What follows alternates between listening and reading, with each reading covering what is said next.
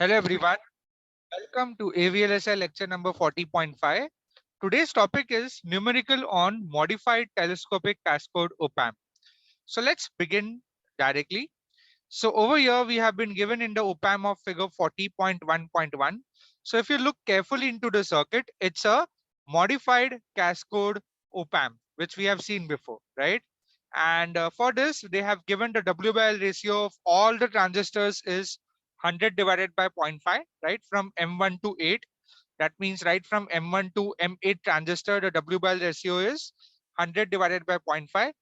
ISS value is 1 milliampere, which is the tail current source.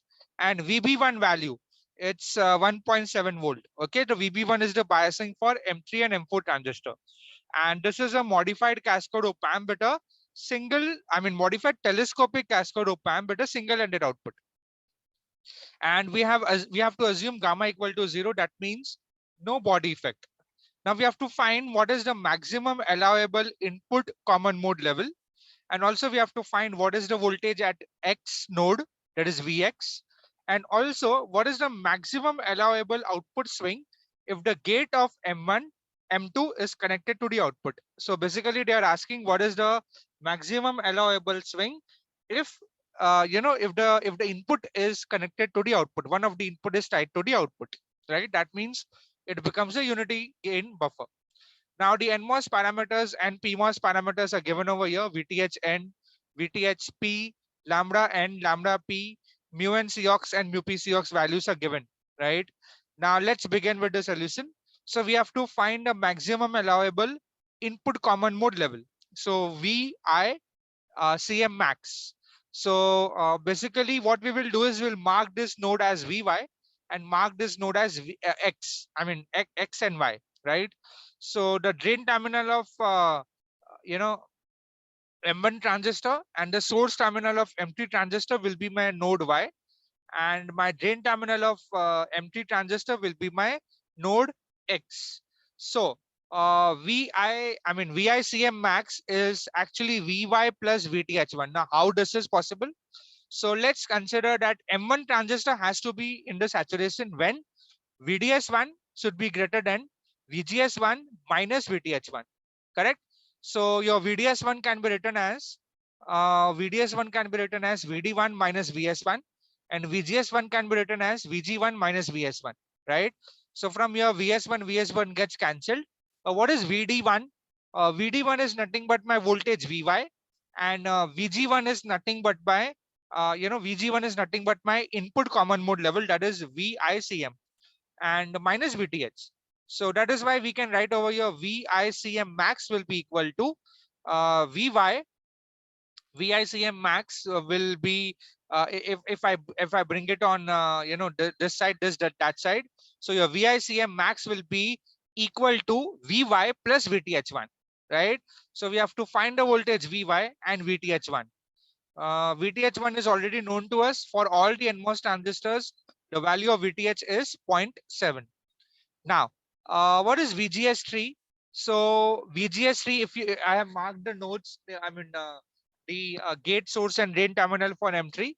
So VGS3 is VG3 minus VS3. What is VG3? VB1. And what is VS3? VY. So how can we write VY? VY is equal to VB1 minus VGS3. Fine. If the value of VB1 given to us, yes, the value of VB1 is given as 1.7, right? So for finding the value of VY, we have to find the value of VGS3 because VB1 is given. Now, once we find the value of VY, we substitute it over here. We know the value of VTH1, hence we can find VICM max. So from A and B, what we can write is VICM max is equal to, instead of VY, we write VB minus VGS3. So VICM max is equal to VB1 minus VGS3 plus VTH1. Now, assuming that M1 and M3 transistors are matched, okay, because M1, M2, M3, M4 should be matched together, right? M3 and M4 are matched because their gate terminals are common, and all are NMOS transistors. So VTH1 will be equal to VTH3.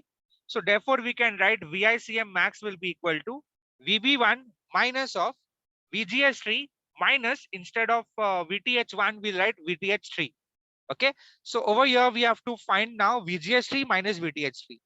So let us write the current flowing through M3 transistor, that is ID3, which is half mu n Cox W by L of 3 into VGS3 minus VTH3 the whole square, right? And from here, your VGS3 minus VTH3 will be twice ID3 divided by mu n Cox W by L of 3 the whole raised to half. Now, what will be the current ID3? See, the current ID3 is same as ID1, which is same as ISS by 2, right? Because the circuit is symmetric. So ISS is 1 milliampere. So ID1 will be equal to ID1 will be equal to ID3. That will be equal to 0.5 milliamperes. So VGS1 minus VTH3 will be basically here actually square root will come. So let me add that. Okay, here I missed out that, no problem. I can add it easily over here. So I mean this is under the square root, and half also I will take it from here and attach it over here. Yeah. So VGS3 minus VTS3 is equal to under root of twice into ID3, right? ID3 is 0.5 milli. Mu n divided by mu n Cox. Mu n Cox is 134.225 into 10 raised to minus 6, that is micro. And W by L of 3 is basically 200, right? So if you calculate this in a calculator, you work it out in a calculator, your VGS3 minus VTS3 will be 0.193 volt. Fine. So what is VICM max? VV1 minus VGS3 minus VTS3. So VV1 is given as 1.7. VGS3 minus VTS3, we calculated it as 0.193. So the value of maximum input common mode level voltage is VICM max will be 1.507 volt. Fine.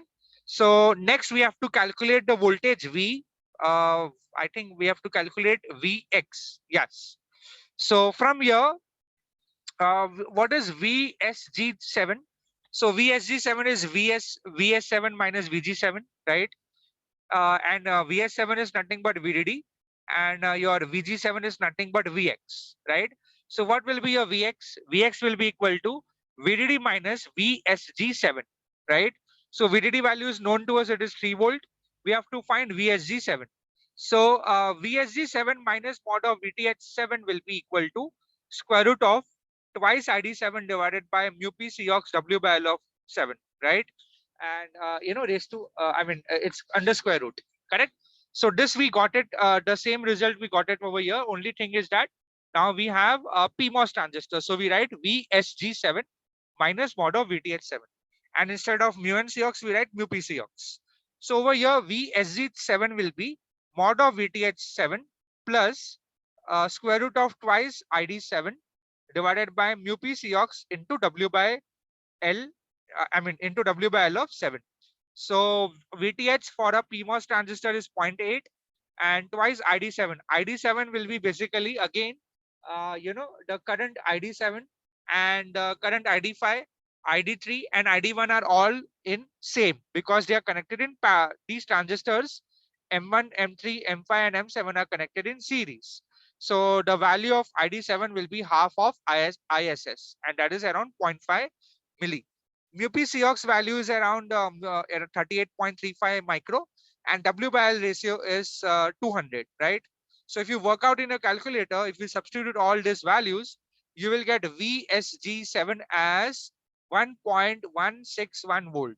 Okay. So what is the Vx value now?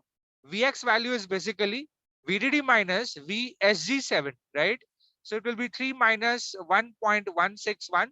That will be 1.839 volt. Okay. So the value of Vx is coming out to be 1.839 volt. Now this is your modified cascode telescopic op-amp. So we already know the maximum output voltage swing, right? V out max swing will be VTH4 minus VGS4 minus VTH2. If you want to know how this has come, you can refer AVLSI handout 39.2. So here there is a recording of that. You can refer that if you really want to know how this has come up, right? So due to symmetry, we can write VGS3 minus VTN is equal to VGS4 minus VTN. Okay. So why we can say that the gate voltage of M3 and M4 transistors are similar. So therefore we can write VGS3 minus VTHN will be equal to VGS4 minus VTHN. So your V out max swing will be VTH4 will be VTHN minus VGS3 minus VTHN, and VGS3 minus VTHN we have already calculated. Yeah, I think here it is. Its value is around 0.193. So we substitute the value of VGS3 minus VTHN as 0.193, and VTHN value is 0.7. So your V out maximum swing will be, the maximum output swing will be 0.507 for this modified telescopic cascode op-amp, right? So we have completed this numerical. We have found out the maximum output voltage swing. We have found out the value of Vx, which is around 1.839 volt. And we have also found the value of maximum input, allowable input voltage. That is VICM max, which came out to be 1.507. Okay. So with this, we have completed the numerical. And yeah, that's it for this lecture. And next time we will solve a design numerical on, folded cascode op amp. So until then, have a good day and thank you.